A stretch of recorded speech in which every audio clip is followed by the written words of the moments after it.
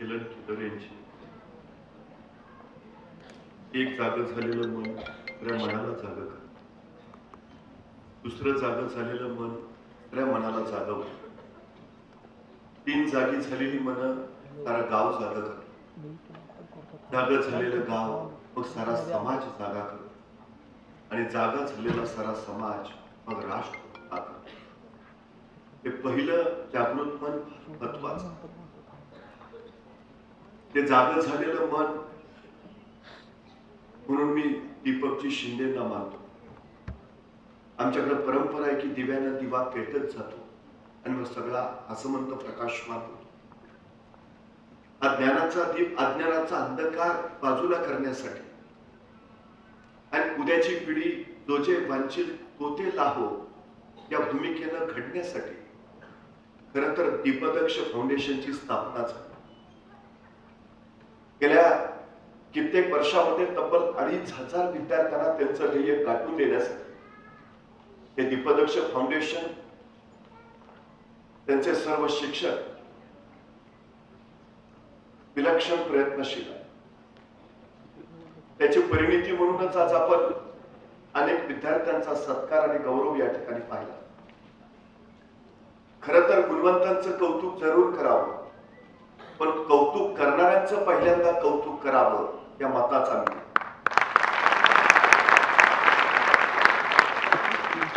नुसतं ज्ञान उपयोगी नसतं, तर ज्ञानासाठी प्रेरणा महत्वाची, प्रेरणेसाठी प्रोत्साहन गरजेचं आणि प्रोत्साहनासाठी कौतुक महत्वाचं. या सगळ्या गोष्टी जिथे एकत्र घडतात तिथं आमची मुलं उभा राहतात. ही सगळ्यात मोठी वस्तुस्थिती आहे. असा एखादा कार्यक्रम पाहिला तर खरं मला माझ्या महाविद्यालयातले दिवस आठवतात. मी माझ्या महाविद्यालयामध्ये शिकत होतो. एके दिवशी महाविद्यालयात गेलो आणि माझा पक्या नावाचा मित्र मला भेटला. भेटल्या तो मला म्हणाला, तुला कळलं का? म्हटलं काय? तर म्हटला, कॉलेजमध्ये आज माझा सत्कार आहे. मला काही कळेना. माझ्या बरोबर बापावर बसणारा पक्या अचानक शास्त्रज्ञ कसा काय झाला, त्याचा सत्कार काय मला काही कळेना. मी त्याला विचारलं, पण तुझा सत्कार काय? म्हटला, तेच ना, मी शास्त्रज्ञ झालो म्हणून माझा सत्कार आहे. मला पुन्हा काही कळेना. SY मध्ये शिकणारा पक्या अचानक शास्त्रज्ञ कसा काय झाला? मी त्याला विचारलं, तू कुठला शोध लावलास? तो म्हटला, मी शास्त्रज्ञ आहे हा शोध लावला. पण आता महाविद्यालयात सत्काराची तयारी चालू होती, त्यामुळे विश्वास ठेवणं भाग होतं.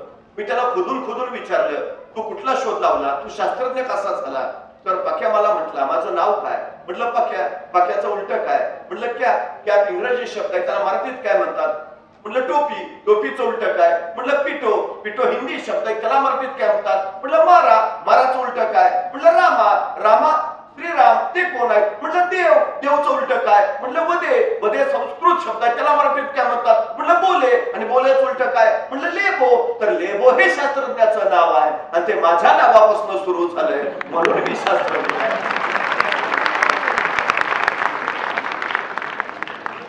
पण मित्रो, हाच पक्या, आज प्रकाश सावंत या नावानं देशासाठी शास्त्रज्ञ म्हणून काम करतो आहे. ही माझ्या दृष्टीनं सगळ्यात मोठी अभिमानाची बाब. हेच वय असतं, हाच काळ असतो. याच काळामध्ये उर्मी भरता येतात, प्रेरणा देता येतात. हाच काळ असतो काहीतरी करून दाखवण्याचा, करून पाहण्याचा, काहीतरी घडवण्याचा, घडवून दाखवण्याचा. याच काळामध्ये जर या प्रेरणा रुजवता आल्या तर निश्चितपणे आम्हाला हवं ते ध्येय गाठता येतं. ही सगळ्यात मोठी वस्तुस्थिती आहे. खरं तर मानवी व्यक्तिमत्वाचे संशोधक आणि जीवशास्त्रीय अभ्यासक असं सांगतात की नुकतंच जन्माला आलेलं एखादं नवजात बाळ तुम्ही आम्हाला आणून द्या आणि त्याला काय बनवायचंय ते सांगा, आम्ही त्याला ते बनवून देतो. हवं ते बनवता येतं, हवं ते घडवता येतं. तुम्हाला डॉक्टर बनायचंय बनवू शकता, इंजिनियर बनायचंय बनवू शकता, शास्त्रज्ञ बनायचंय बनवू शकता, नाटककार बनायचंय बनवू शकता, क्रिकेटपटू बनायचंय बनवू शकता. तुम्हाला जे हवं ते तुम्ही बनवू शकता. ही सगळ्यात महत्वाची वस्तुस्थिती आहे. ओल्या मातीच्या गोळ्याला हवा तसा आकार जर देता येत असेल तर जिवंत हाडामांसाच्या गोळ्याला सुद्धा हवा तसा आकार देता येतो. फक्त माती ओली हवी आणि वय संस्कारक्षम हवं. ही सगळ्यात महत्वाची गोष्ट आहे. त्यामुळे हा काळ, हे वय, हे अत्यंत आणि अत्यंत गरजेचं आहे. जगाच्या पाठीवर ज्यांनी इतिहास घडवला त्या सगळ्या व्यक्ती त्या 50, 60, 70, 80च्या अजिबात नव्हत्या. त्या 15, 16, 17, 18, 19, 20, 22, 23, 24, 25 वर्षाच्याच होत्या. हे पहिला लक्षात घेतलं पाहिजे. 16व्या वर्षी छत्रपती शिवाजी महाराजांनी स्वराज्याचं तोरण बांधलं. 16व्या वर्षीच माऊली ज्ञानेश्वरांनी ज्ञानेश्वरी लिहिली. वयाच्या 23व्या वर्षी स्वामी विवेकानंद अमेरिकेच्या शिकागोला धर्म परिषदेसाठी गेले. वयाच्या 23व्या वर्षी जगद्गुरु तुकोबरायांनी गाथा लिहिली. ही सगळी इतिहासातली आदर्श महनीय व्यक्तिमत्व बघितली तर यांनी ऐन तारुण्याचाच इतिहास घडवलेला तुम्हाला दिसेल. फक्त सगळ्यात महत्वाची गोष्ट आहे, जेवढ्या लवकर सुरुवात होईल तितकं प्रचंड यश मिळेल आणि जेवढ्या उशिरा सुरुवात कराल तितकं कमी यश लागेल. सगळ्यात महत्वाची गोष्ट आहे, आपल्याला अजूनही वाटतं मुलगा लहान आहे, मुलगा लहान आहे, किती दिवस तो लहान असणार आहे. आम्हाला कधीतरी याचा प्रश्न पडला पाहिजे. सगळ्यात महत्वाची गोष्ट आहे, आयुष्याचं नियोजन हा महत्वाचा भाग आहे. दुर्दैवानं आमचं या सगळ्या गोष्टीकडे विलक्षण दुर्लक्ष आहे. विलक्षण. तुम्हाला माहिती असेल नसेल, 50 वर्षाचं आयुष्य आहे महाराजांचं, पण या 50 वर्षाच्या आयुष्यात एकही घटना अशी नाही, एकही प्रसंग असा नाही की ज्याचं महाराजांनी नियोजन केलं नाही. अहो ते जाऊ द्या, आईच्या गर्भात असतानाच ज्यांच्या आयुष्याचं नियोजन ठरलंय असे जर कुणी महापुरुष या सृष्टीत जन्माला आले असतील तर छत्रपती शिवाजी महाराजांशिवाय दुसरं नाव. का फट घडले महाराज? याचं कारण माहिती आहे, ते गर्भात असतानाच त्यांनी काय करायचंय ते ठरलंय. त्यांचा जन्म कशासाठी आहे ते ठरलंय. 50 वर्ष एकही घटना नाही, एकही ज्याचं महाराजांनी नियोजन केलं नाही. महाराजांच्या आयुष्यात एक आणि एकमेव घटना ज्याचं महाराजांनी नियोजन केलं नव्हतं ती म्हणजे महाराजांचा मृत्यू. फक्त त्याच नियोजन. माणसं घडतात कशी, माणसं मोठी होतात कशी, किती लवकर सुरुवात करता तुम्ही, किती लवकर. आई बाप त्याच्या पिढीला घडवत असतात. सगळ्यात महत्वाची गोष्ट आहे. तुम्हाला वाटत असेल मुलं पुस्तकात नाही शिकतात, अजिबात नाही. तुम्हाला वाटत असेल मुलं अभ्यासात नाही शिकतात, अजिबात नाही. सगळ्यात महत्वाची वस्तुस्थिती आहे, तुमची मुलं तुमच्या अनुकरणातूनच शिकतात. ही सगळ्यात मोठी गोष्ट आहे, हे आम्ही लक्षात घेतलं. आपल्या मुलांना समाजाचा त्रास होतो, संदेशाची पोरं म्हणून त्याला हिणवलं जात. त्या अवहेलनेमध्ये पोरांचे आयुष्य बर्बाद व्हायला नको. पण विठ्ठल पंतांनी रुक्मिणी मातेने निर्णय घेतला.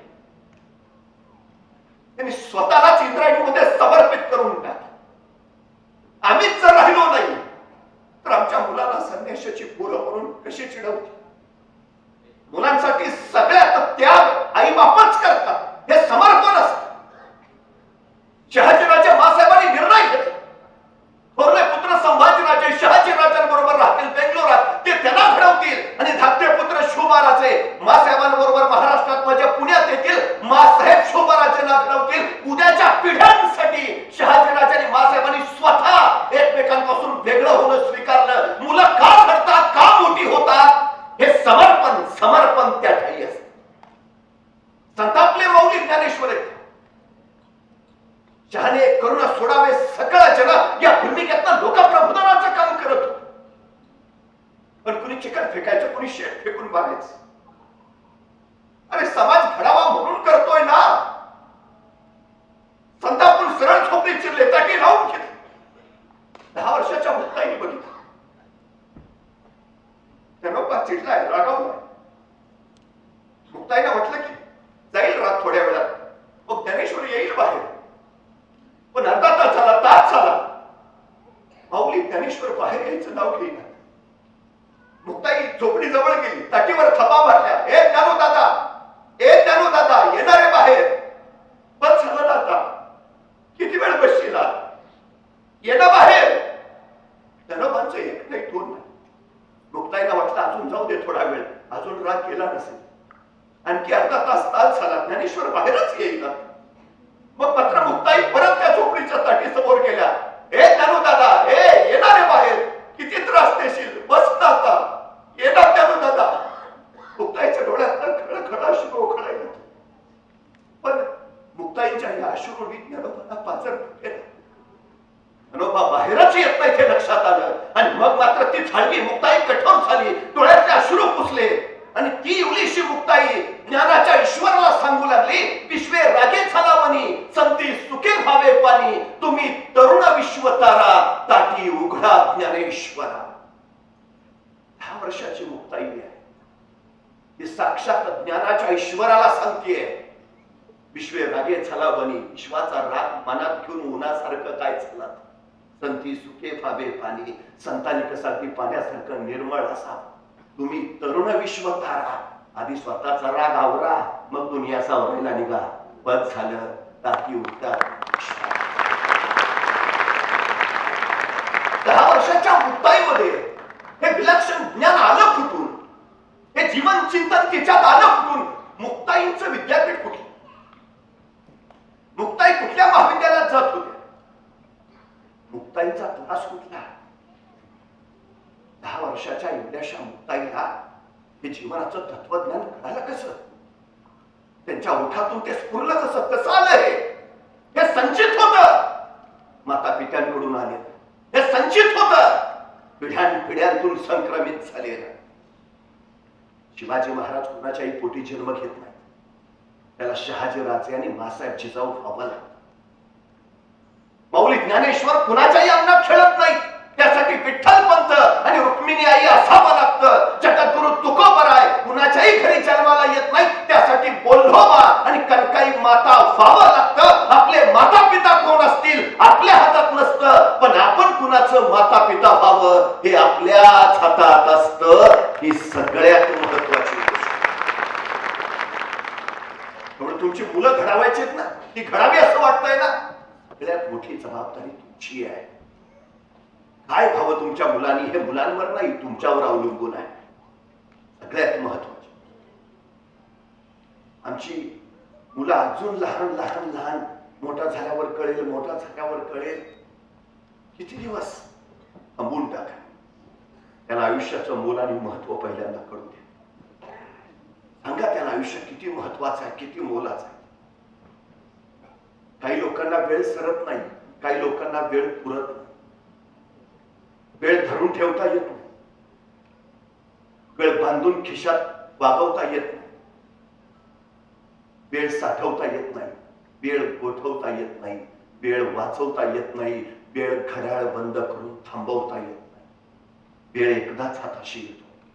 हाताशी आलेल्या वेळेचा क्षण जर संधीत रूपांतर करता आला आणि त्या संधीचं सोनं बनवता आलं की मग यश घडवता येत. आमच्या पोरांना ही वेळ किती महत्वाची, सगळ्यात महत्वाची गोष्ट आहे ती. 5 वर्षाचं महत्व जर तुम्हाला माहिती करून घ्यायचं असेल तर निवडणुकीत पराभूत झालेल्या एखाद्या उमेदवाराला विचारा 5 वर्ष किती महत्वाची. तो सांगेल तुम्हाला 5 वर्षाचं महत्व.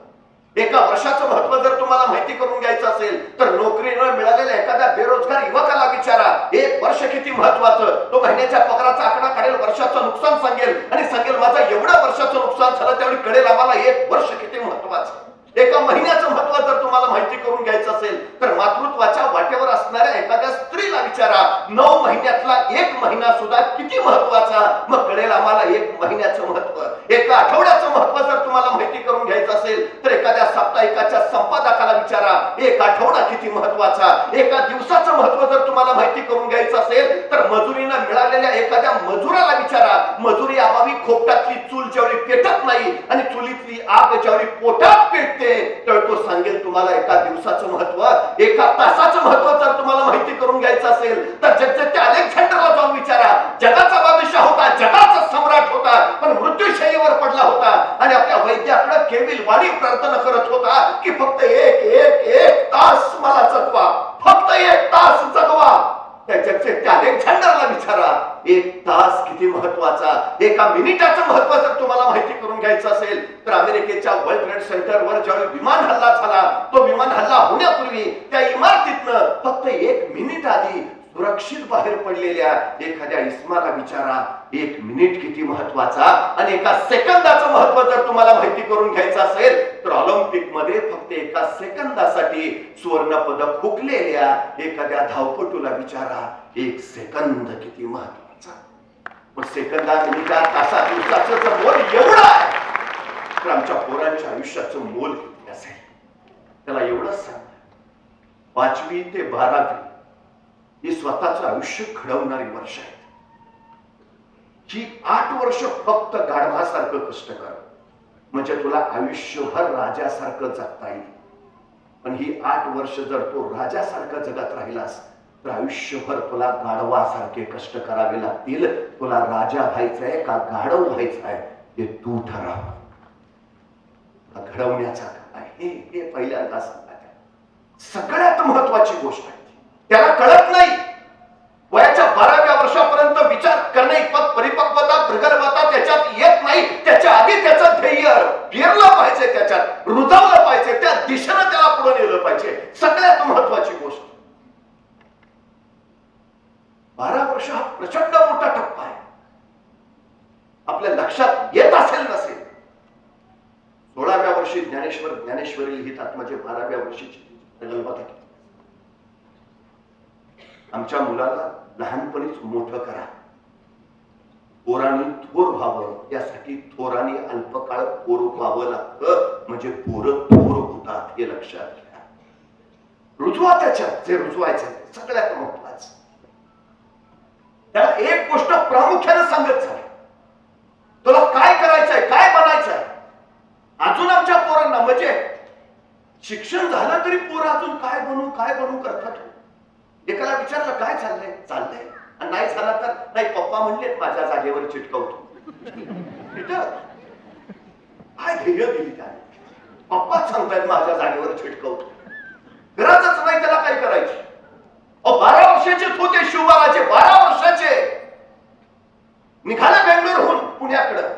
एका पित्यानं आपल्या या 12 वर्षाच्या पुत्राला काय द्यावं. आमचा मुलगा कुठे निघाला तर आम्ही काय देतो.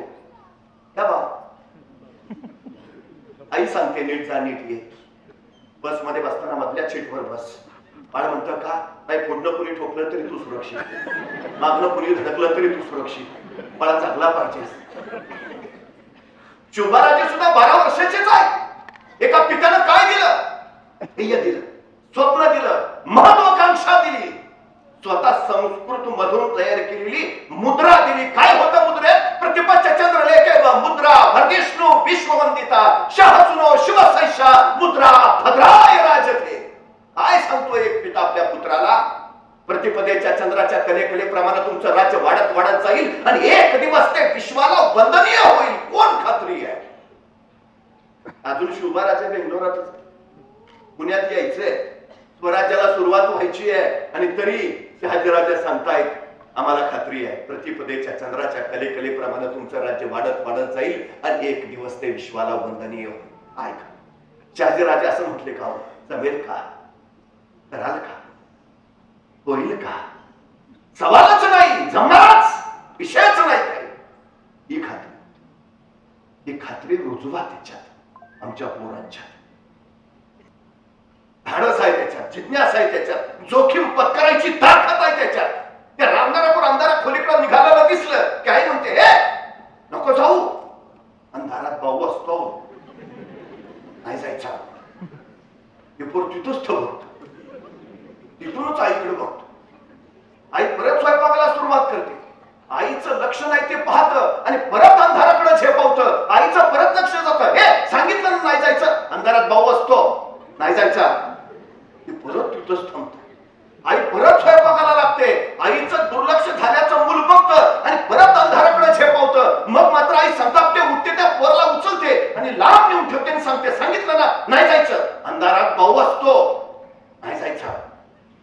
त्या मुलाच्या अर्धजागृत मनावर कायमचा संस्कार होतो. अंधारात भाऊ असतो. पट्ट्या पुढं 2 पोरांचा बाप झाला तरी अंधारात जात नाही.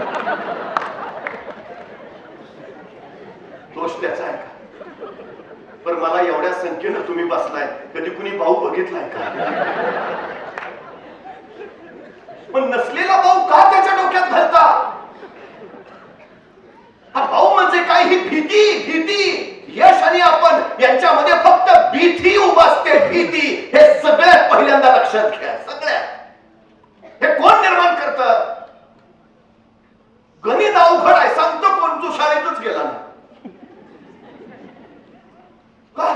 नाही मला सांगितलं गणित अवघड असतं. हे नसलेला भाऊ कोण डोक्यात घालतं. नाही सायन्स आपल्याला जमणारच नाही, आपल्या घरात कुणी घेतलंच नाही. हा भाऊ कुणी घातला डोक्यात. नाही इंग्रजी सोपं आहे का. कुणी घुसवलं डोक्यात. हे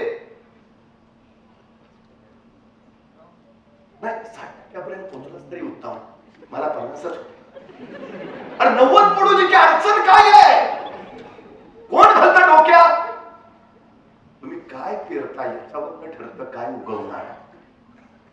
तुम्ही 7% पेरले तर 80% कसं उगवणार? हे भाऊ पहिल्यांदा डोक्यातनं काढून टाका.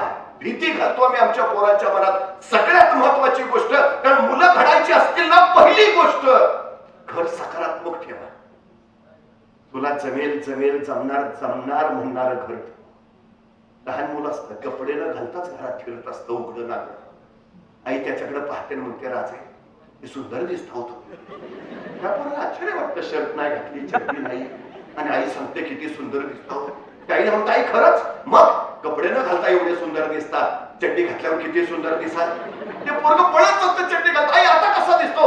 चड्डी घातल्यावर एवढे सुंदर दिसतात, शर्ट घातल्यावर किती सुंदर दिसाल. ते पोरगं पळत असतं, शर्ट घालून येतं, आई आता कसा दिसतो? कपडे घातल्यावर एवढे सुंदर दिसतात, जराशी पावडर लावली, थोडासा भांग पाडला, किती छान दिसाल. पोरगं पळत जातं, पावडर लावतं, भांग पडतं, आई आता कसा दिसतो? तोपर्यंत वडील आलेले असतात, अख्ख्या पिंपरी चिंचवडमध्ये तुमच्या इतकं कुणी देखणं नाही.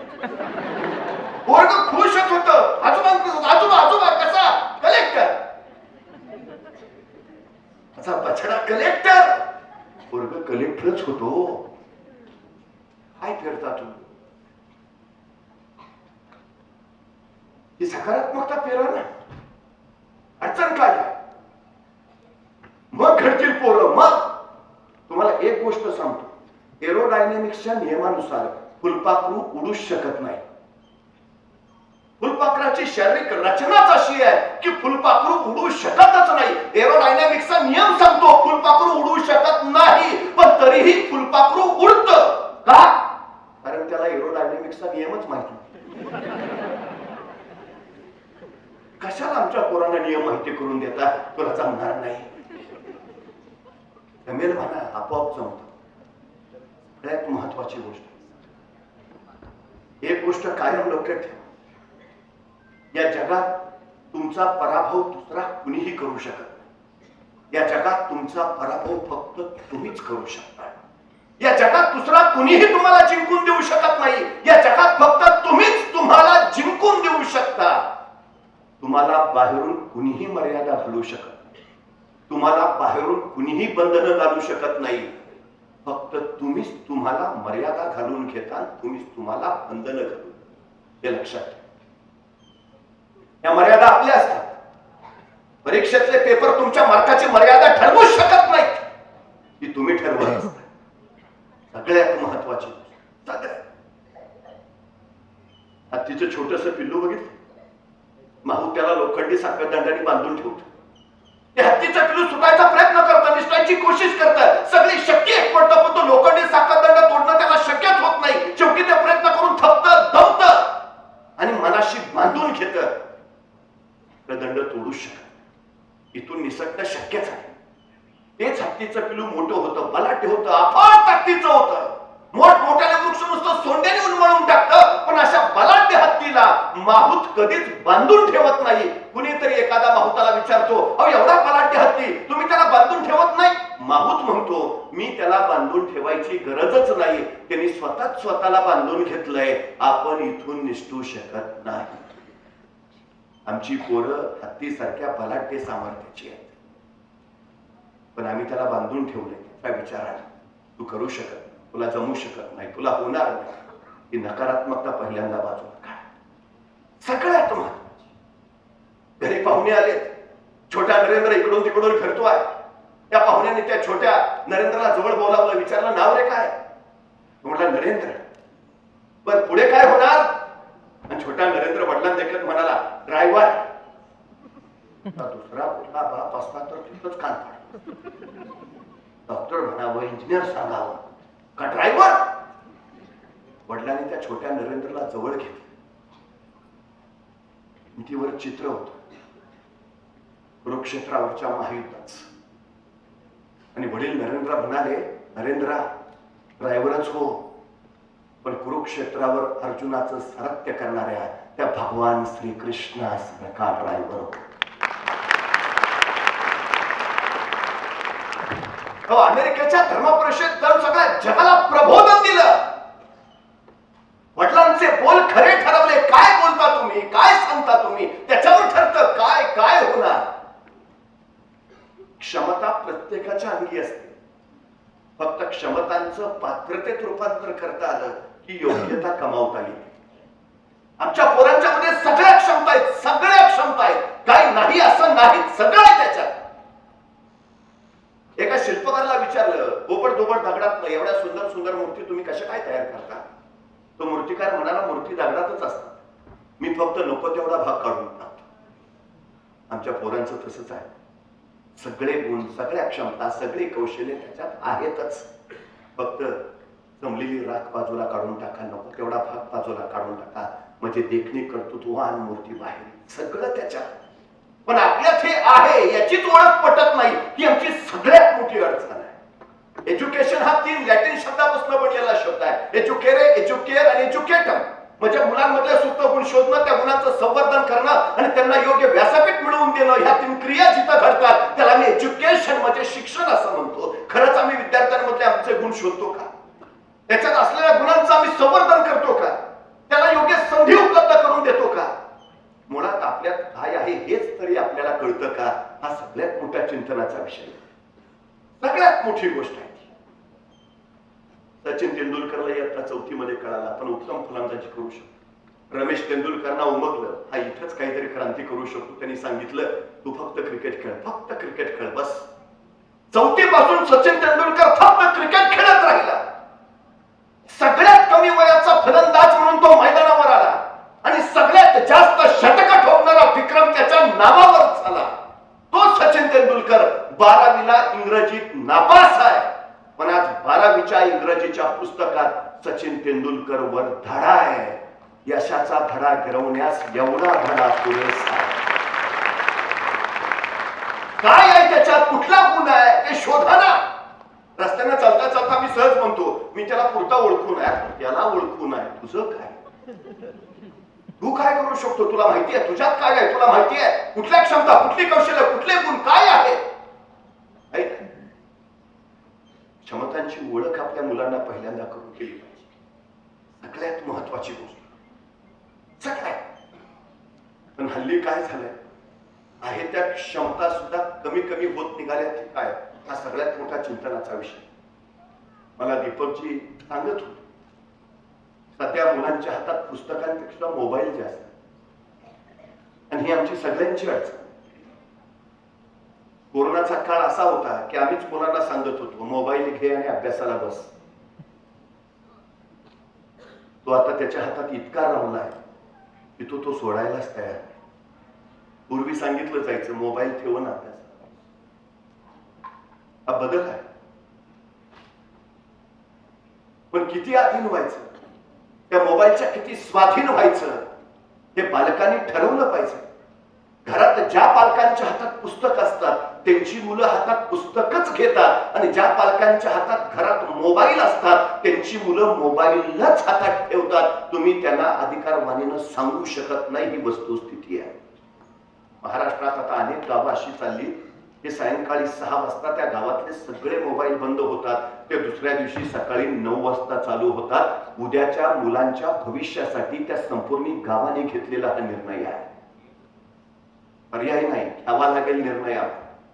सगळ्यात मोठी गोष्ट, मी परवा एकाला सहज विचारलं, काय रे 100 मीटर पळशील का? तो 5 मिनिटं माझ्याकडेच बघत बसला. आणि म्हटलं 100 मीटर पळशील का? आणि मग तो हळूच मला म्हणाला, 100 मीटर म्हणजे किती? माझ्या लक्षात आलं. मी त्याला म्हटलं, काय खेळ खेळतोस का? नाही म्हटलं, सगळे खेळ खेळतो, क्रिकेट खेळतो, फुटबॉल खेळतो, हॉलीबॉल खेळतो, बॅडमिंटन खेळतो. म्हटलं, एवढे सगळे खेळ खेळतो, मग दिवसभर मैदानावरच असतोस का काय? तो म्हटला, मैदानावर नाही, मोबाईलवर खेळतो. म्हटलं, मग बरोबर आहे, तुला 100 मीटर काढणारच नाही.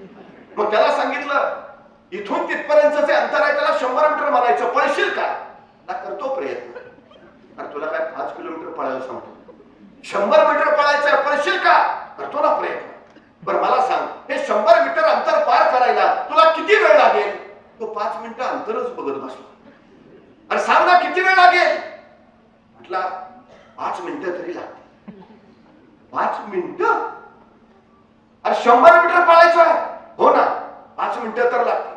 अरे हुसेन बोल्टचं ऑलिम्पिकचं रेकॉर्ड 9.98 सेकंदाचा आहे. हुसेन बोल्टला 100 मीटर पळायला 10 सेकंद लागतात. तू 15 सेकंद म्हण, 20 सेकंद म्हण, 25 सेकंद म्हण का 5 मिनिटं. माझं मला माहिती आहे ना. अरे बाबा किती वेळ सांगितलं ना 5 मिनिटाला. मला सुचवेनाच हो. तेवढ्या त्याचा मित्र धावत आला. ए पळ कुत्रा पिसाळलाय. इतक्या भयान वेगात पळत सुटला. 7 सेकंदात 100 मीटर. मी त्याला म्हटलं तू तर हुसेन बोल्टचं रेकॉर्ड मोडलंस. हुसेन बोल्टला 10 सेकंद लागतात, तू 7 सेकंद 100 मीटर पळालास. म्हटला मग कुत्रा मागे लागलो. म्हणजे तुमच्यात 7 सेकंदात 100 मीटर पळायची क्षमता आहे. बाहेर कधी आली? संकट आल्यावर. मग संकट चांगली आहेत का? संकटांचं स्वागत करायला. संकट तुम्हाला अडवायला येत नाही. संकट तुमची उंची वाढवायला येतात. अडचणी तुम्हाला थांबवायला येत नाही. अडचणी तुमच्यातल्या क्षमता बाहेर काढतात. अडथळे तुम्हाला रोखायला येत नाही. अडथळे तुमच्यातली कौशल्य बाहेर काढतात. संकट, अडचणी, अडथळे यायलाच हवेत, कारण त्यातूनच तुमचं घडणं घडतं. ही सगळ्यात मोठी वस्तुस्थिती आहे. सगळ्यात अनेक पालकांना वाटतं आम्ही फार कष्टात दिवस काढले. आमच्या पोरांच्या वाट्याला ते कष्ट, तो जे मागेल ते आपण त्याला द्यायला. वडिलांना वाटतं माझी खूप इच्छा होती लहानपणी शाळेत जाताना सायकल घ्यायची, पण आमच्या बापाची परिस्थिती नव्हती. आम्हाला सायकल मिळाली नाही. पण पोरगा शाळेत जायच्या आधीच दारात सायकल हजर. त्याला काही कमी पडू देणार नाही. उत्तम आहे. पण एक गोष्ट लक्षात ठेव, खडतर परिस्थितीच उपजतून बाहेर काढते. अनुकूल परिस्थिती कधीच तुमचे गुण, क्षमता, कौशल्य बाहेर काढत नाही. ही सगळ्यात मोठी अडचण. सगळ्या पक्षांमध्ये गरुडाला पक्षांचा राजा म्हटलं जातं. का हो? पोपट मिठू मिठू बोलतो, मग तो का नाही राजा? मैना सुंदर गाते, मग ती का नाही राणी? चिमणी तर चोह बाजूला हुंदडत असते, मग ती का नाही? गरुडाच का? तुम्हाला माहितीये का? ज्या क्षणी गरुड जन्माला येतो त्याच्या दुसऱ्या क्षणी त्याची आई त्याला पंजात पकडते आणि सरळ आसमानात भरारी घेते. अगदी उंच उंच उंच जाते. नुकतंच जन्माला पिलो आहे. वारा म्हणजे काय माहित नाही. श्वास कसा घ्यावा कळत नाही. सृष्टी, पृथ्वी, हिरवं बिरवं काही नाही. जन्माला आलेली आहे, पिलाला आईनं जवळ घ्यावं, कुशीत घ्यावं, हे सगळं सांगावं, शिकवावं, ते राहिलं बाजूला. हे गरुडाची आई त्याला पंजात पकडते आणि सरळ आसमानात झेप घेते. अगदी उंच उंच उंच जाते आणि अत्यंत उंचावर जाऊन त्या जन्मजात पिलाला खाली सोडून देते. सन सन सन सन ते वाऱ्याच्या वेगाने खाली येतं. खाली पाहता जमीन दिसते. आता आपटणार आणि कपाळ मोक्ष होणार. ते पिलू आकांत सुरू करतं. याई याई याई पकडणं, याई याई घेणं, याई याई याई. आई लक्षच देत नाही. आई फक्त आसमानात घिरट्या घालत राहते. ते पिलू भयान वेगाने खाली खाली खाली येत राहतं. ते आकांत म्हणतं याई पकडणं, घेणं, याई. आईचं एक नाही दोन नाही. भयान वेगाने खाली येणाऱ्या त्या पिलाला कळून चुकतं. आई येत नाही, आई येणार नाही. आणि त्या सरशी ती सगळी स्वतःची शक्ती एकवटतं. आपले पंख असते असते बाहेर काढतं. वाऱ्यावर स्वार व्हायचा प्रयत्न करतं. सगळं सामर्थ्य एकत्र करतं आणि सबदिशी शक्तीनिशी गिरकी घेतं आणि वाऱ्यावर उंच भरारी मारतं आणि वर खिरट्या घालणाऱ्या आईला सांगतं, आई जमलं ग.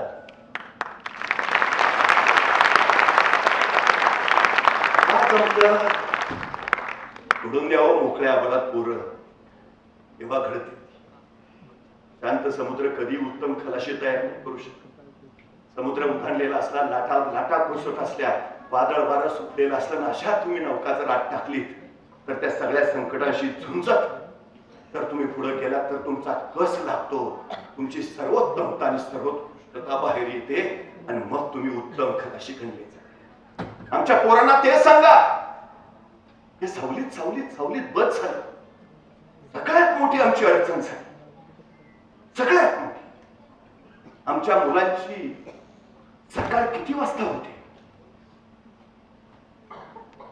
आमची मुलं रात्री झोपतात किती वाजता? मला प्रश्न पडतो, राहुलजी काही दिवसानंतर याच पालकांच्या महानगरपालिकेकडे मागण्या सुरू होतील. आमच्या भागात मोबाईल डिटॉक्स सेंटर उभा करा. पूर्वी गार्डन द्या म्हणायचे, आता मोबाईल डिटॉक्स सेंटर अशी जागा जिथं मोबाईलची रेंज येत नाही. तासभर तरी जाऊन तिथं बसा तर शांतता आहे. काय अवस्था आहे. तुम्हाला माहिती आहे आमची मुलं रात्रभर रील्स बघत राहतात. 7 ते 10 सेकंदाची एक रील्स असते. 10 वाजता जरा बघू म्हणून हातात घेतलेला मोबाईल पहाटेचे 3 वाजले तरी तसाच हातात राहतो. दर 7 सेकंदाला रील बदलते. आमच्या मुलाची स्मरणशक्ती फक्त 7 सेकंदच एकाग्र होते. आता त्या रील्समुळे इतकी सवय झाली आमची पोरं पुस्तक हातात घेतल्यावर 7 सेकंदापेक्षा अधिक काळ एकाग्र राहू शकत नाही. ही सगळ्यात मोठी वस्तुस्थिती आहे. सगळ्यात मुलांना पुष्कळ वाटतं अभ्यास करावा पण शक्यच होत नाही. का? सवय लागून गेली. 7 सेकंदापेक्षा अधिक काळ नजर स्थिर होत नाही, मेंदू स्थिर होत नाही, एकाग्रच होत नाही. आम्ही अशा पिढीकडनं कसली अपेक्षा करणार तू? हा विचार आम्ही करायला हवा, पालकांनी करायला हवा. सगळ्यात महत्वाची गोष्ट आहे. त्याला दोष देऊन उपयोगच नाही. त्याच्यात बुद्धी आहे, क्षमता आहे, कौशल्य आहे, सगळं आहे. नको त्या दिशेला निघालं.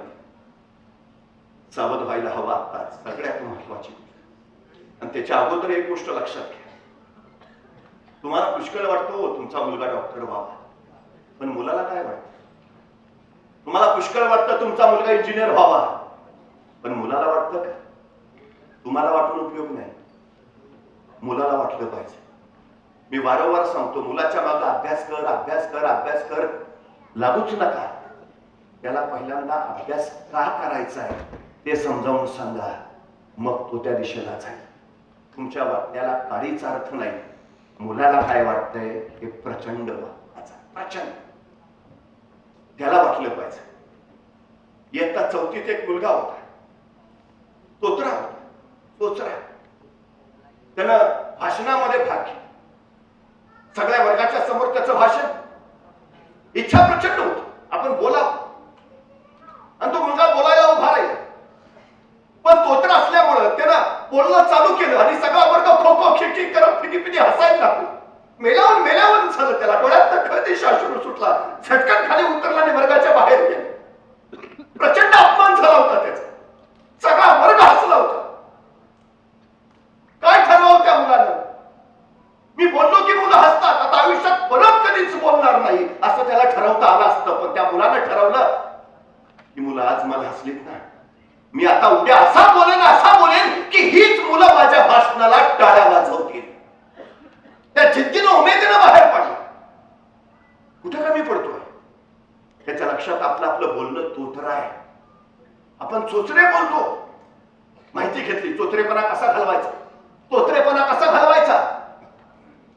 गारगोट्या घेतल्या, दोन्ही गालात ठेवल्या आणि उघड्या मारणावर जाऊन गारगोट्या तोंडात ठेवून मोठमोठ्याने बोलायला लागला. गारगोट्या तोंडात असल्यामुळे जीभ त्या गारगोट्याला घासायची, आपले गाल घासायचे, रक्त बाहेर यायचं, वेदना व्हायचा, त्रास व्हायचा, पण तरी मोठमोठ्याने ओरडत राहायचा. का? तोतरेपणा गेला पाहिजे, घालवलाच पाहिजे. 6-7 महिने अखंड प्रयत्न करत राहिला, गारगोट्या तोंडात ठेवून बोलत राहिला. अखेर उच्चार स्पष्ट यायला लागले. तोतरेपणा गेला. मग त्याने ठरवलं आता उच्चार स्पष्ट येतात, तोतरेपणा गेला, आता मला पल्लेदार वाक्य बोलता आली पाहिजे. श्वास टिकला पाहिजे, त्यासाठी छाती दमदार झाली पाहिजे, त्यासाठी व्यायाम केला पाहिजे.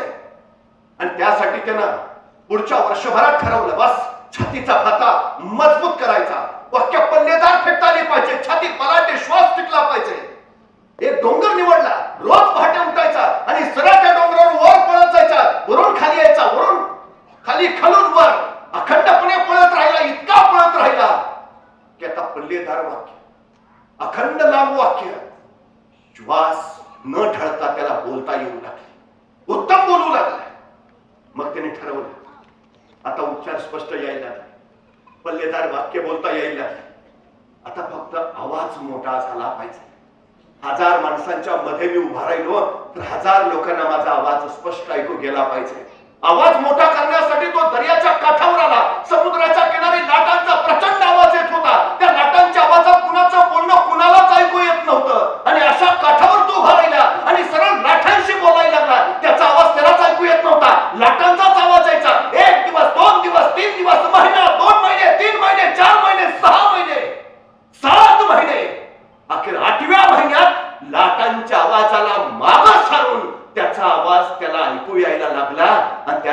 त्याला उमगलं, आपला आवाज आता लाटांच्या आवाजापेक्षा मोठा झालाय. बस आता बोलण्याच्या सगळ्या गोष्टी झाल्या. स्पष्ट बोलणं, पल्लेदार बोलणं, मोठ्या आवाजात बोलणं उत्तम, पण काय बोलायचं? ज्ञान हवं ना. ज्ञान कसं मिळवायचं? अभ्यास केला पाहिजे, वाचन केलं पाहिजे. एनसायक्लोपीडियाचे सगळे खंड आणले आणि वाचायला बसला. वाचत राहिला पण त्याची अडचण अशी व्हायला लागली, अर्धा तास वाचलं की वाटायचं जरा बाहेर फिरून येऊ, जरा अर्धा तास वाचलं की नाही टीव्हीला कुठला कार्यक्रम आहे जरा बघूयाच, अर्धा तास वाटलं की वाटायचं की नाही मित्रांबरोबर जरा फिरायला जाणार. त्याच्या लक्षात दर अर्ध्या तासांनी असे जर आपण अभ्यासातनं उठत राहिलो तर आपला अभ्यास कधीच पूर्ण होणार नाही. मग असं बसलं पाहिजे की 12-12 तास 18-18 तास आपण एका जागेवर हल्लो नाही पाहिजे.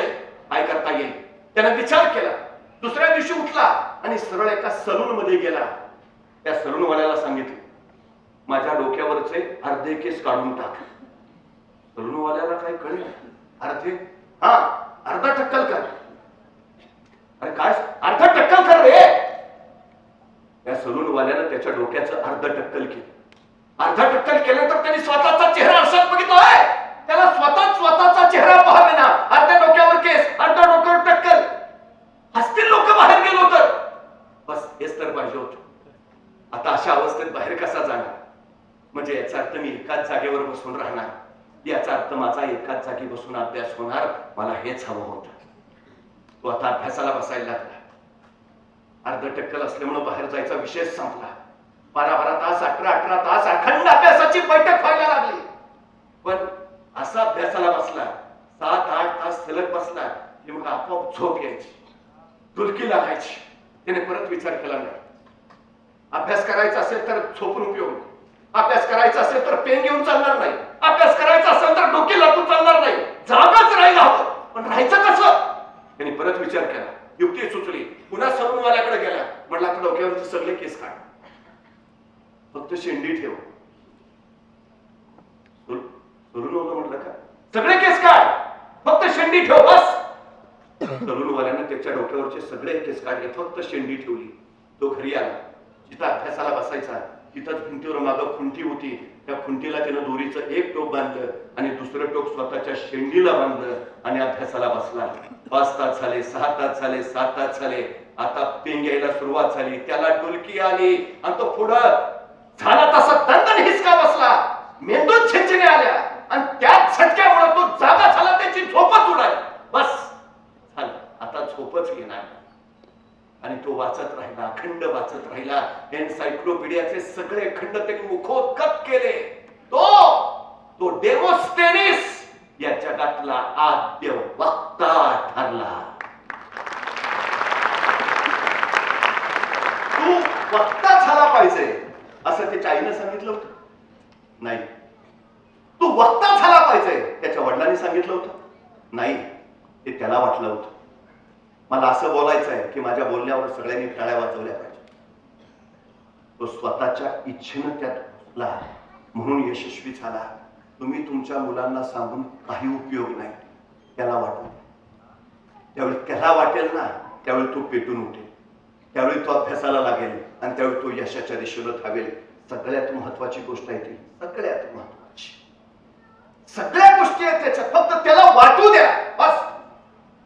अशक्य हा शब्द फक्त मूर्खांच्या शब्दकोशात असतो, शहाण्यांच्या शब्दकोशात नसतो. या जगात काहीही अशक्य नाही हे पहिलं लक्षात ठेवा. तुमच्या मुलाला 100 पैकी 110 मार्क मिळू शकतात, ही गोष्ट पहिली डोक्यात ठेवा. एखादा 100 मार्काचा पेपर घेतला तर त्यात साधारण 125 मार्काचे प्रश्न असतात. सोडवायचे फक्त 100 मार्काचे असतात. पण त्यांनी ठरवलं ना तर 125 प्रश्न सोडवून तो आरामात 110 मार्क पाडू शकतो. मर्यादा नका घालू त्या. सगळंच आलं पाहिजे का नाही येऊ शकत, यायलाच हवं. अशक्य नाहीच आहे काय हे सांगायला हवं. डॉक्टर बाबासाहेब आंबेडकरांना जर कोणी विचारलं की 10 वर्षापूर्वी तुम्ही हे पुस्तक वाचलं होतं, त्या पुस्तकातल्या 50व्या पानावरच्या दुसऱ्या पॅराग्राफ मधली 4थी ओळ काय आहे, तर 10 वर्षानंतर डॉक्टर बाबासाहेब आंबेडकर त्याचा सगळा संदर्भ अचूक सांगायचे आणि माणसं आश्चर्य करायची. काय बुद्धिमत्ता, काय स्मरणशक्ती. लोक सांगायचे बाबासाहेब ही नियतीनं दिलेली तुम्हाला देणगी आहे. आणि डॉक्टर बाबासाहेब आंबेडकर म्हणायचे नाही, ही माझ्या परिस्थितीनं मला दिलेली देणगी. म्हणजे माझ्या घरी गरिबी होती, हलाखीत जगायचो. पुस्तकं घ्यायला माझ्या वडिलांकडे पैसे नसायचे. माझ्या पुस्तकांसाठी काही वेळा माझे वडील कर्जबाजारीच आहे. पुस्तकं नसायचीच. अशा वेळी लहानपणी ज्यावेळी एखादं पुस्तक माझ्या हाती पडायचं त्यावेळी मी ठरवायचो, आज हे पुस्तक आपल्या हातात पडलंय, भविष्यात कधी परत मिळेल का नाही माहिती नाही, आत्ताच असं वाचूया की आयुष्यात या पुस्तकाची परत गरजच पडता कामा नये. परिस्थिती घडवते तुम्हाला, घडवते. कारण सांगूच नाही कोणी, आम्ही गरीब आहे ना, अरे चांगलं आहे ना, श्रीमंत व्हायला तुला मिळालेली सर्वोत्तम संधी आहे. नाही जरा मला बुद्धी कमी आहे, उत्तम. विद्वान व्हायला तुला मिळालेली ही सर्वोत्तम संधी आहे. आपल्या कमतरताना बलस्थानात रूपांतर करा आणि या बलस्थानाच्या बळावर स्वतःच्या कर्तृत्वाचा ध्वज फडकवा. हे सांगा आमच्या पोरांना. पण हल्लीची गंमत माहितीये तुम्हाला, ज्याच्या घरी सगळी सुख पाणी भरतात अशांची पोरं नापास होतात आणि त्यांच्या घरी धुनी भांडी करणाऱ्या मोलकरणींची पोरं गुणवत्ता यादीत येतात.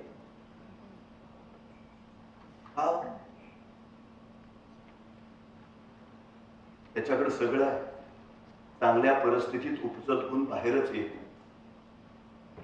चांगले गुण बाहेर यायचे असते तर परिस्थिती खडतर राहते. त्यामुळे जी कारण सांगतात ना, असं झालं तसं झालं, कारण नाहीच, अजिबात नाही. हा पळपुटेपणा आहे सगळ्यात महत्वाची गोष्ट. रामनगरवरनं लाल बहादूर शास्त्री शाळेला जायचं, निघायचं. मध्ये गंगा नदी व्हायची, नदीत नौका असायच्या. लाल बहादूर बऱ्याच वेळ काठावर उभा राहायचे. कुंदर नाविक म्हणायचा, ए लाल बहादूर चल ना, येतोयस ना शाळेत. लाल बहादूर म्हणायचे, नाही जा तुम्ही. का रे? नाही, आज तुम्हाला द्यायला पैसे नाहीत माझ्याकडे. अरे असू दे ना, मग उद्या दे, परवा दे. नाही, उद्या तरी कुठून येते. आई म्हणते, दुसऱ्याच्या उधारीचं ओझं आपल्या डोक्यावर, तुम्ही जा, मी येईन. नौका निघून जायची. लाल बहादूर शास्त्री अंगावरचे कपडे काढायचे, त्या कपड्यामध्ये स्वतःची वह्या पुस्तकं बांधायचे आणि ते मुंडासं डोक्याला बांधून घ्यायचे आणि सरळ गंगेच्या नदीत उडी मारायचे आणि पोहत पोहत पलीकडच्या किनाऱ्यावरच्या गावात शाळेत. ते आपल्या वडिलांजवळ पोहोचले. बाबा धावण्याच्या स्पर्धेत पहिली आली, उत्तम, छान, अभिनंदन बेटा. आणि बाबा माझी राष्ट्रीय स्पर्धेसाठी निवड झाली आहे. अरे वा, खूप छान. वडिलांनी कुशीत घेतलं, डोक्यावरून हात फिरवला. बेटा खूप छान. पण त्याच वेळी वडिलांच्या कुशीतनं बाजूला होत ते 11 वर्षाचे रिहा आपल्या वडिलांना म्हणाले, पण बाबा आता राष्ट्रीय स्पर्धेत धावायचं ना, मग मला धावण्याचे बूट हवे. बाबा स्पोर्ट शूज घ्या ना, स्पोर्ट शूज घ्या ना बाबा. वडिलांनी रिहाला जवळ घेतली. घेऊया बाळा, ह्या महिन्याचा पगार झाला ना की आपण तुला धावण्याचे बूट घेऊया. तेवढ्याने सुद्धा रिहा आनंदित झाली, धावण्याच्या सरावाला गेली. आता राष्ट्रीय स्पर्धा जवळ आली. अगदी 4 दिवसावर त्या दिवशी ती रिहा आपल्या वडिलांकडे गेली. बाबा राष्ट्रीय स्पर्धा 4 दिवसांवर आली, तुम्ही स्पोर्ट शूज घेतो म्हटलेला, घ्या ना बाबा. तसं वडिलांच्या डोळ्यात खळबिशी पाणी उखळली आणि वडील म्हणाले, धावण्याचे बूट तुला बेटा घ्यायचे नव्हते रे, पण या महिन्याचा पगारच नाही आला हातात. बेटा नाही घेऊ शकत मी बूट, तुला नाही घेऊ शकत. रियाच्या डोळ्यात खळदिशी अश्रू उकळला, पण तो अश्रू वडिलांना दिसणार नाही अशा झपाट्याने ती तिथून बाहेर पडली. पण ती असं म्हणाली नाही, आता मला बूट नाही, आता मी स्पर्धेत भागच घेणार नाही, मी पळणार नाही. नाही, ती पुन्हा सरावाला लागली, बेभान सराव करत राहिली. राष्ट्रीय स्पर्धेचा दिवस उजाडला. सगळे स्पर्धक रांगेनं उभा, स्पोर्टचे कपडे घातलेले, स्पोर्टचे शूज पायात असलेले आणि त्यांच्या रांगेत उभा राहिली. ही अनवाणी पायाची 11 वर्षाची रिहा पुलोच. स्पर्धेला सुरुवात होणार. त्यावेळी रिहाने आपल्या शेजारच्या सगळ्या स्पर्धकांकडे बघितलं, प्रत्येकाच्या पायात स्पोर्टचे शूज. कसं तरी वाटलं तिला. रिहा छरदिशी बाजूला झाली आणि जखमेवर बांधायच्या बँडेजच्या पट्ट्या तिने आपल्या पायावर बुटासारख्या बांधल्या आणि त्या बांधलेल्या जखमेच्या बँडेजच्या पट्ट्यावर लिहिलं, NIKE. नायके, जणू काही तिनं नायकेचाच बूट घातलाय आणि जखमेच्या पट्ट्या पायाला बांधून त्यांनी ह्या स्पर्धेला उभा राहिली. स्पर्धा सुरू झाली आणि वाऱ्यासारखी तीरासारखी रिहा पळत राहिली. तिला फक्त तिचं ध्येय दिसत होतं, तिला फक्त जिंकायचं होतं. 100 मीटर, 200 मीटर, 400 मीटर, 1500 मीटर या चारही धावण्याच्या स्पर्धेत रिहा बुलोच पहिली आली. तिला 4 सुवर्ण पदक मिळाली. रिहा बुलोच सांगते, परफॉर्मन्स कुठात नसतो, परफॉर्मन्स डोक्यात असतो. एक पायात नसतो, एक मनात असतो. तुम्ही एकदा ठरवलं ना, वाटेल ते करू शकता. मला हे नाही म्हणून मला ते करता येत नाही, मला ते मिळालं नाही म्हणून मी ते झालो नाही, या सगळ्या दगडी सबबीच यश टाळण्याचे. कृपा करून आमच्या पोरांना या दिशेला पाठवू नका. सबबी कारण ऐकूनच घेऊ नका, अजिबात गरज नाही त्याची. सगळं सामर्थ्य आहे, सगळ्या गोष्टी आहेत त्याच्यात, करायलाच हवं त्यानं. सगळ्यात महत्वाचं, सगळ्यात अनेक जण करतात. प्रत्येकाला वाटतं आपलं आयुष्य घडवा, करतात अनेक, पण अनेक विद्यार्थ्यांच्या सगळ्यात मोठ्या समस्या. काही मुलं म्हणतात मी प्रचंड अभ्यास करतो पण माझ्या लक्षातच राहत. आपल्यालाही वाटतं पोरला जरा डोकं कमीच दिसत, आणि तुझंच आहे ना. असं होत नाही हो. त्याला जरा बुद्धी जास्त आहे, याला जरा कमी आहे. नाही, असं अजिबात होत नाही. सगळ्यांना सगळं सारखंच दिलंय. नाही नाही, ते दीपक शिंदेला दिवसाचे 48 तास म्हणून तर ते क्लास बस. आपण सामान्य माणसं, आपल्याला 24 तास. आपल्याला कसं जमेल? असं होतं कधी? ते मोठे यशस्वी त्यांना 48 तास मिळतात आणि जे आपल्यासारखे सामान्य त्यांना 24 तास. नाही हो, सगळ्यांना दिवसाचे 24 तासच मिळतात, पण मिळालेल्या 24 तासाचा कोण कसा किती अचूकतेने वापर करतो याच्यावर त्याचं यश ठरतं. मेंदूचं, बुद्धीचं सुद्धा तसंच आहे. सगळ्यांना सारखीच दिली आहे, कोण कसा किती अचूकतेने वापर करतो त्याच्यावर त्याचा धारदारपणा ठरतो. हे लक्षात घ्या. पोरांना सांगा, काहीही न करता झिजून नव्हे, गंजून जाऊ नका. बसणारी माणसं गंजून जातात. काहीही न करता गंजून जाऊ नका. भले झिजून मेलात तरी चालेल. सगळ्यात महत्वाचे काही होत नाही हो. आमच्या पोरांना सांगा, तुला सगळं दिलंय, उगाच लक्षात राहत नाही, डोक्यात राहत नाही, एवढं करतोय तर मार्क पडत नाही, असलं बोलूच नको. सगळ्यात महत्वाची गोष्ट, लहानपणी आमची पोरं प्रयोग करतात. एक हातात दुर्बीण घेतात, सूर्यप्रकाशात जातात आणि खाली कागद ठेवतात आणि ती दुर्बीण अशी वरून खाली करत करत इतका बारीक किरण त्या कागदावर सोडतात की तो कागद जळून जातो. का होतो असं? सगळे सूर्याचं किरण त्या एका दुर्बिणीवर एकत्रित आणले जातात आणि त्यातून फक्त एकच किरण जातो. त्याची सामर्थ्य, ताकद इतकी असते, तो कागद जाळून टाकतो. आमच्या पोरांचं झालंय काय माहितीये? मानसिक, शारीरिक सगळ्या शक्ती त्याच्या एकत्रितच होत नाही. ही आमची सगळ्यात मोठी अडचण, सगळ्यात मोठी अडचण. एकाग्रता याचा अर्थ काय? तुमच्या सगळ्या शक्ती ध्येयाच्या दिशेनं केंद्रित करणं, त्याला मी एकाग्रता असं म्हणतो. पूर्ण सगळं पूर्ण तुझ्या अभ्यासात एकाग्र झालं पाहिजे, मग आपोआप लक्षात राहत. आपोआप काही अडचण नाही, घुसला पाहिजे. एक तरुण एकदा साधूकडे आला, म्हटला मला देव पाहायचा आहे. साधू म्हटले, एक काम, पहाटे स्नान संध्येच्या वेळी नदीच्या काठावर ये, तुला देवाचं दर्शन घडवतो. हा पहाटे काठावर पोहोचला. साधू महाराज होतेच. त्यांनी विचारलं, कुठे आहेत देव? म्हणले, देव बाहेर असतात का, जरा पाण्यात आत चल. तो पाण्यात आत निघाला, गुडघावर पाणी लागलं. आत गेल्यावर परत विचारलं, कुठे आहेत देव? साधू म्हटले, एवढ्या बाहेर देव असतो का, चल ना आत जरा. कमरेपर्यंत पाणी लागलं. अहो सांगा ना, कुठे आहे देव? अरे इतक्या बाहेर असतो, चल ना, चल आत चल. गळ्यापर्यंत पाणी लागलं. परत विचारलं, अहो कुठे आहे देव? अरे वर असतो का, पाण्यात वाकून बघ ना. त्यांनी पाण्यात देव पाहायला आत वाकून बघितलं. तसा साधूने त्याच्या मानेवर असा दाब दिला, आत दाबून धरला. श्वासाअभावी त्याच्या जीवाची तडमड झाली. हातपाय छाडायला लागला. श्वासासाठी धडपड सुरू झाली. इतका गुदमरला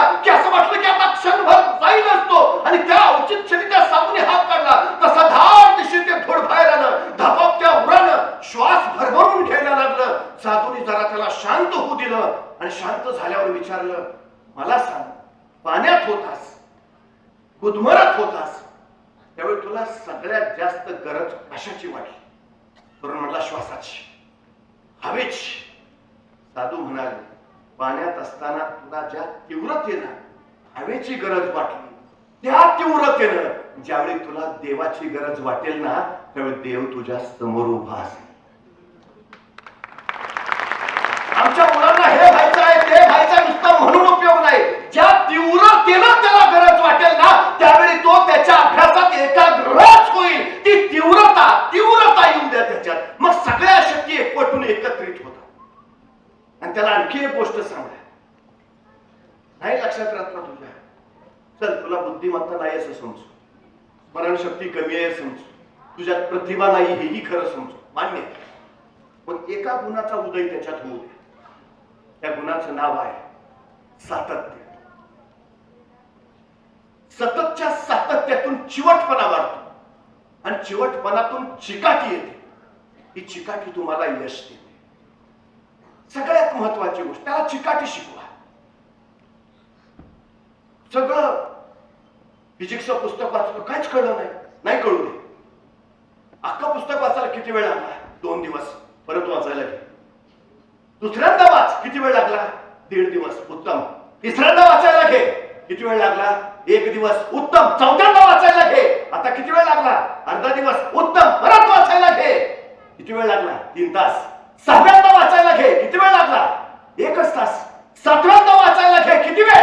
अर्धा तास. 8व्यांदा वाचायला घे, किती वेळ? वाचलंच नाही, सगळं पाठ झालं.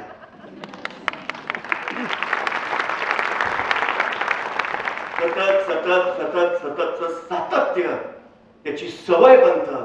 सवयीतून सराव होतो आणि सरावातून सर्वोत्तमता येते. हे त्याला एकदा पक्क सांगा. सगळ्यात महत्वाची गोष्ट आहे, तुमच्या यशाच्या वृक्षाची उंची किती वाढावी हे वृक्षावर कधीच अवलंबून नसतं. त्या वृक्षाच्या मुळाशी तुम्ही किती घाम गाळता यावर ठरतं तुमच्या यशाची उंची किती वाढणार. सातत्य ही सगळ्यात महत्वाची गोष्ट आहे. मुंगी बघितली? मुंगी केवढीशी, तिचं डोकं केवढंसं, डोक्यातला मेंदू केवढासा, तरी पण त्या मुंगीला बरोबर कळतं कुठल्या गावातल्या कितव्या, आळीतल्या कितव्या, घरातल्या कितव्या, खोलीतल्या कितव्या, कपाटावरच्या कितव्या फळीवर किती नंबरचा साखरेचा डबा आहे. सांगावं लागत नाही, रस्ता दाखवावं लागत नाही. मुंगी कणभर असते, पण महिनाभरात मनभर साखर पुस्त करते. अरे एवढीशी मुंगी जर स्वतःचं ध्येय गाठत असेल तर आम्हाला अडचण काय आहे? आणि तुम्हाला माहितीये, मुंग्यांना डोळे नसतात, मुंग्या दृष्टीहीन असतात, नवे आहेतच, पण तरीही मुंगीची रांग चुकलेली तुम्हाला दिसणार नाही.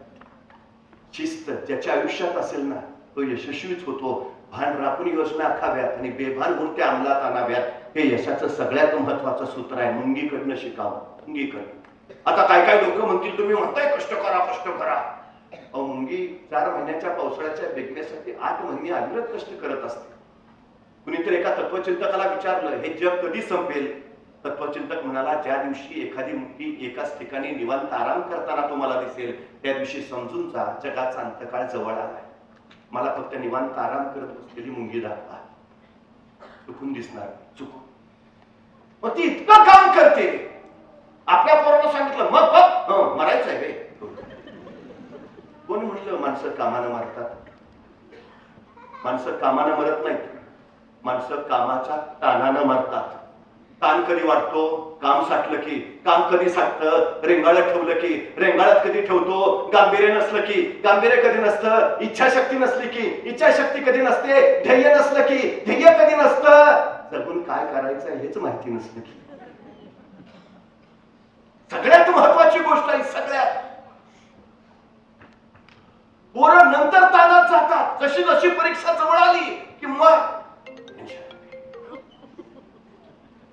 कामाने नाही, वर्षभर केलंच नाही ना, आता साठलंय.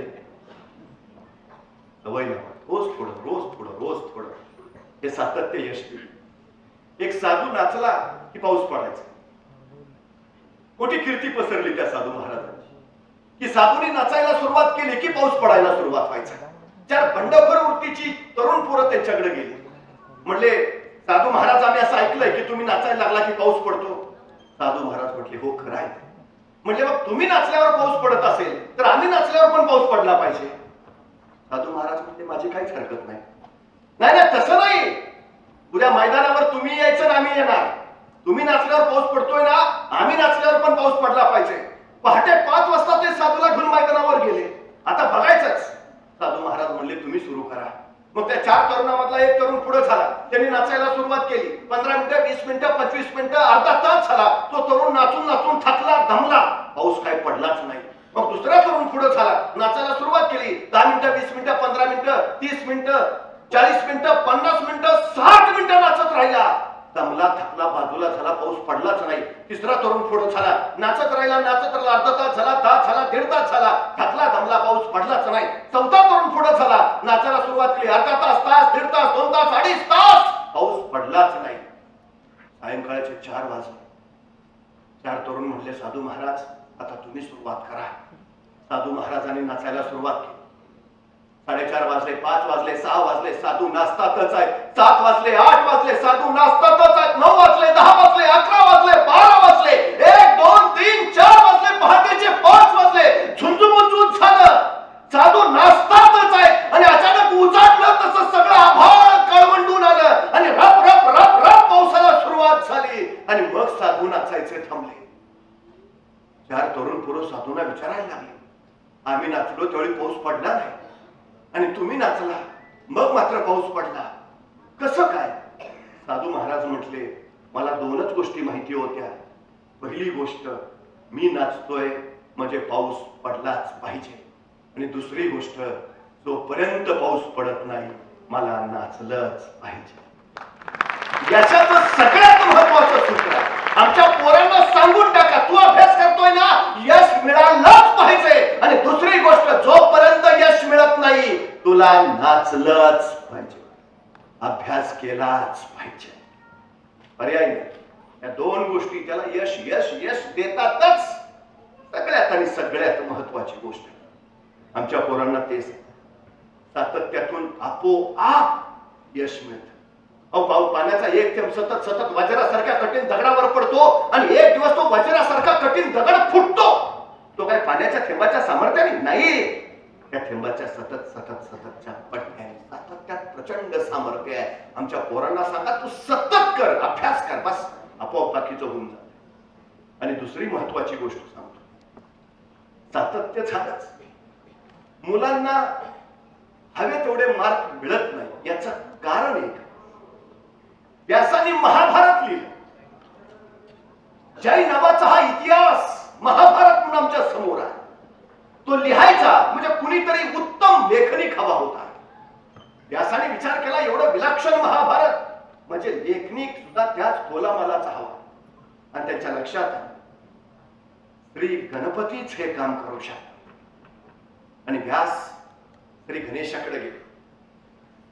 जय नावाचा इतिहास लिहितो आहे, महाभारत लिहितो आहे. गणेशा, तुझं सहकार्य, हे महाभारत लिहिशील? श्री गणेश म्हणाले, लिहितो, पण माझी एक अट आहे. म्हणे काय? मी न थांबता महाभारत सांगायचं. मी लिहीन, पण अट काय? न थांबता महाभारत सांगायचं. व्यास म्हटले, कबूल, पण माझी एक अट आहे. म्हणे काय? मी जे सांगतोय ते समजल्याशिवाय तू लिहायचं नाही. यशाचं सगळ्यात मोठं दिशादर्शन आहे. सगळ्यात मोठं.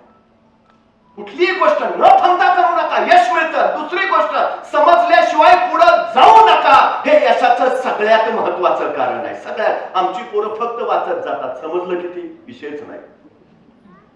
आपल्याला फक्त तो अभ्यास करताना दिसतो खरा, आत किती जात आहे पत्ता नाही. आमची पोरं सध्या प्रश्नच विचारतात. आमच्या पोरांच्या जिज्ञासा नावाचा गुणच हल्ली शिल्लक नाही. इंग्रजांनी 150 वर्ष आमच्यावर राज्य केलं. त्यांना मालक बनवून राहायचं होतं, आम्हाला गुलाम बनवायचं होतं.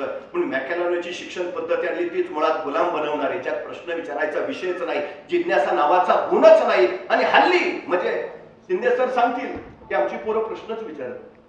प्रश्न न विचारायची 2च कारण आहेत. एक, त्याला सगळं कळतंय, आणि 2, त्याला काहीच कळत नाही.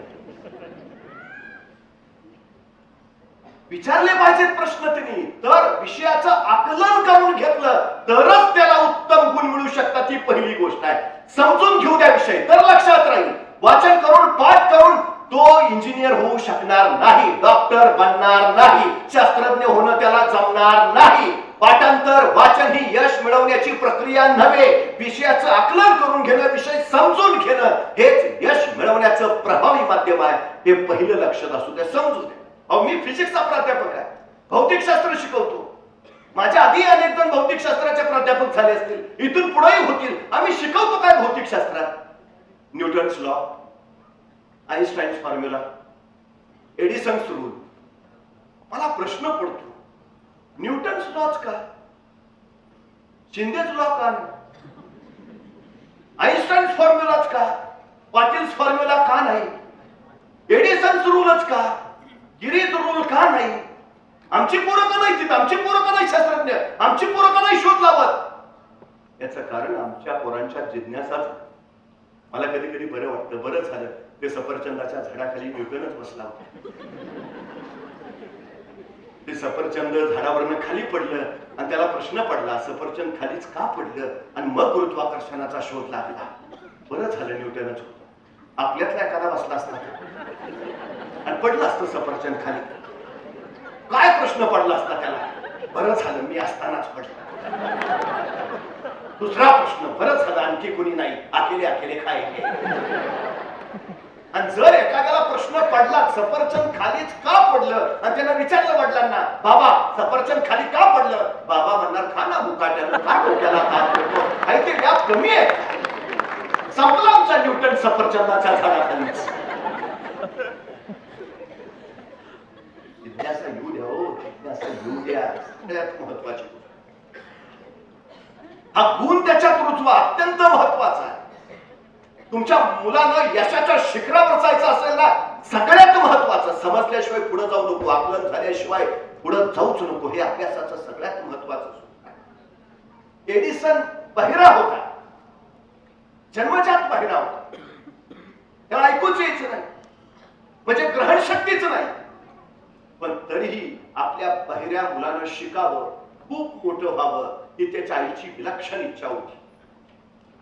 आणि या आईनं त्या बहिऱ्या एडिसनला शाळेत पाठवलं. एडिसन शाळेत जायला लागला. आठवडाच झाला असेल. आठवड्यानंतर एडिसन शाळेतून घरी आला. आईनं विचारलं, एडिसन कसा होता आजचा दिवस? आणि एडिसन मला खूप छान. आणि एडिसननं शाळेतून त्याच्या टीचरने दिलेलं पत्र काढलं आणि आईच्या हातावर ठेवलं. आमच्या टीचरने तुला द्यायला सांगितलं.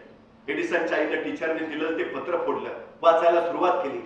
एडिसनच्या टीचरने लिहिलं होतं, तुमचा मुलगा शिकण्याच्या पात्रतेचा नाही. जगातला कुठलाच शिक्षक तुमच्या मुलाला शिकवू शकत नाही. कृपा करून तुमच्या मुलाला त्यापासून शाळेत पाठवू नका, आम्ही त्याला शिकवू शकत नाही. ते पत्र वाचलं आणि एडिसनच्या आईच्या डोळ्यातनं खळबळ पाणी उकळायला. एडिसनने विचारलं, आई काय ग? तसे आपले अश्रू लपवत एडिसन म्हणाली, कुठे रे काय? मग तुझ्या डोळ्यात पाणी? वेड्या आनंदाचे अश्रू आहेत. का ग, काय लिहिलंय आमच्या टीचरनी? आणि एडिसनची आई म्हणाली, अरे तुझ्या टीचरनी लिहिलंय की तुमचा एडिसन खूप हुशार आहे, खूप हुशार आहे, इतका हुशार आहे की त्याच्या तुलनेत वर्गातली इतर मुलं अगदीच ध आहेत. त्यामुळे शिकवताना आमची अडचण येते. तुमच्या एडिसनला काही दिवस शाळेत पाठवू नका, तोपर्यंत त्याच्या वर्गातल्या इतर मुलांना मी शिकवतो, हुशार करतो, आणि ती मुलं हुशार झाली की मग एडिसनला शाळेत बोलावतो. तोपर्यंत त्याला घरीच शिकू द्या. एडिसन म्हणला, खरंच मी इतका हुशार आहे? हो ना, त्या टीचरने लिहिलंय. आई मग आता शाळा? आता नाही जायचं, आता घरीच शिकूया. शिकण्याची पात्रता नसलेल्या त्या मुलाला आईनं सांगितलं की तुझ्या आई हुशारच. एडिसन आईच्या कुशीत घरीच शिकायला लागला. आईने त्याला सांगितलं, बाळा फक्त एक गोष्ट लक्षात ठेव, प्रश्न विचारत राहा, प्रश्न पडला की त्याची उत्तरं शोधत राहा. त्या उत्तरात तुला ज्ञान मिळेल आणि ते ज्ञानच तुला मोठं करेल. प्रश्न प्रश्न विचारत राहा. एडिसन, आकाशात वीज चमकले, प्रश्न विचार, का चमकते? तुझ्या लक्षात येईल, ऋणप्रभार एकत्र आला की हे असं चमकतं, त्याला मी वीज म्हणतो. शोध लाव. एडिसन त्याला छोटं प्रयोगाचं पुस्तक आणून दिलं. शाळेत न जाणारा एडिसन घरीच प्रयोग करायला लागला. थंडीचे दिवस होते. एके दिवशी बाहेर अंगणामध्ये शेकोटे करून एडिसन शेकत बसला होता. ज्वाळा भडकल्या होत्या आणि त्याच वेळी आईचा आवाज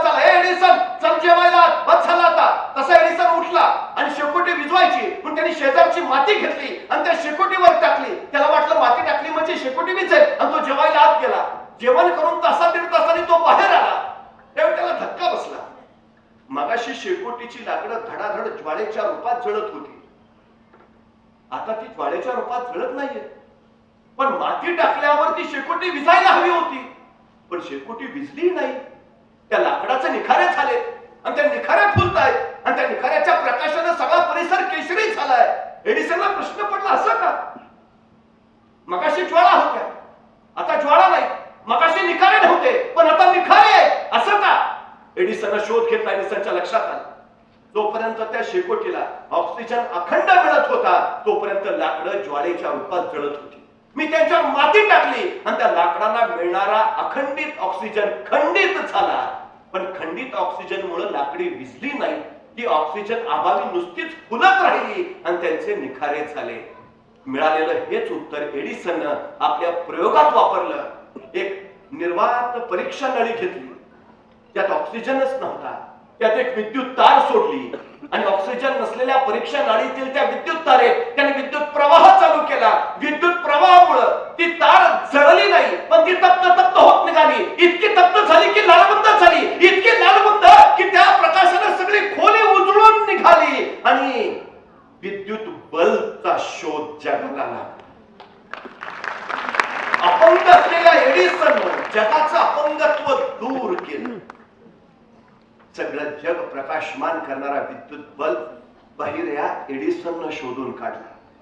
हा बहिरा एडिसन तब्बल 10,000 शोधांचा जनक ठरला. तब्बल 10,000 शोध त्यांनी लावले. वयाच्या 40व्या वर्षी त्याच्या आईचं निधन झालं. आईचं निधन झाल्यावर आईची खोली सावरावी म्हणून तो आईच्या खोलीत गेला. खोली सावरता सावरता त्याला आईची ट्रंक दिसली. ती ट्रंकही सावरावी म्हणून त्यांनी ती ट्रंक उघडली आणि ती ट्रंक आवरताना 40 वर्षापूर्वी त्याच्या शाळेनं टीचरनं दिलेलं पत्र त्या ट्रंकेत सापडलं. खरतर त्या हाताने एडिसननं ते पत्र फोडलं. त्याच्या टीचरनी त्या पत्रात लिहिलं होतं की तुमचा मुलगा शिकण्याच्या पात्रतेचा आहे. जगातली कुठली शाळा त्याला शिकवू शकत नाही. कृपा करून त्याला उद्यापासून शाळेत पाठवू नका, तो शिकू शकत नाही. ते पत्र वाचलं आणि एडिसनच्या डोळ्यात खळखळ अश्रू गळायला लागले. त्या एडिसनला शाळेत शिकण्यासाठी अपात्र ठरवलं. जगातला कुठलाही शिक्षक तुमच्या मुलाला शिकवू शकत नाही असं सांगितलं की आई या एवढ्याशा एडिसनला मात्र सांगत राहिली, एडिसन तू हुशार आहेस, तू हुशार. तुमची मुलं या दोन आईंच्या कुशीत घडतील हे निश्चित. एक तुम्ही स्वतः आहात आणि दुसरं दीपदक्ष फाउंडेशन तुमच्या सोबत आहे, जे तुमच्या मुलांना घडवण्यासाठी, मोठं करण्यासाठी, तुमच्या मुलांची स्वप्न पूर्ण करण्यासाठी अखंडपणे कार्यरत आहे. आपली मुलं मोठी व्हावी, ती घडावी, या देशाला समृद्ध करणारी ठरावी अशी अपेक्षा व्यक्त करतो. येऊ घातलेल्या आपल्या मुलांच्या परीक्षेसाठी त्यांना मनपूर्वक शुभेच्छा देतो. दीपकजी शिंदे त्यांचे सर्व सहकारी यांचंही मनपूर्वक कौतुक करतो. आणि खरं तर महाराष्ट्रातला एक सर्वोत्तम युवा वक्ता म्हणून ज्यांनी महाराष्ट्रभर स्वतःचं नाव कमावलं ते राहुलजी गिरी आजच्या या कार्यक्रमाला उपस्थित.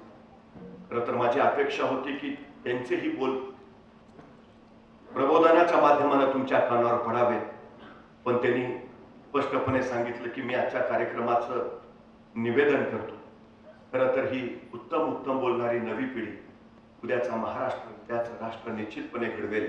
मी राहुलजी गिरींना सुद्धा मनपूर्वक शुभेच्छा देतो आणि आपल्या सगळ्यांची रजा घेतो.